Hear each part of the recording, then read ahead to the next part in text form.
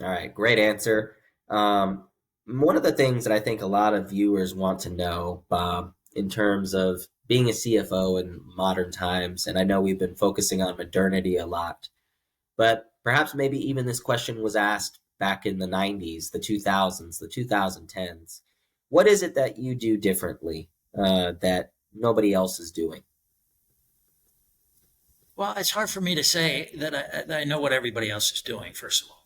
But I tend to step away in my job and spend time. You have to spend time to think as an executive, number one.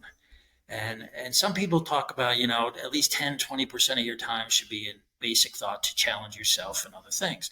So I spend time, I spend a lot of time on AI, understanding the nomenclature, understanding the tools, try to identify how AI can be turned into processes. I've always grown up as a CFO. The number one importance is grow cash, grow cash, grow cash. Okay. So a focus on how to manage cash. I talked about hedging earlier, these flows of funds that can help larger companies, but also can be applied to growing companies, middle market companies, to solve problems and create processes. I think what I've done over my career is spend time and recognize what I don't know.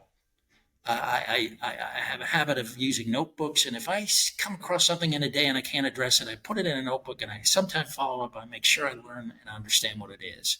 And so I've always been one. I work for that reason. I constantly learn. And I've been fortunate to also pass on what I've learned to others that work for me. I take work as a learning experience, and that's what drives me and separates me from, I think, other minor CFOs. And with that, I grow. I personally grow, and that's what I work for, to continue to grow as an individual and deliver and help people realize, what their dreams are. And sometimes that's growing a company for a CEO.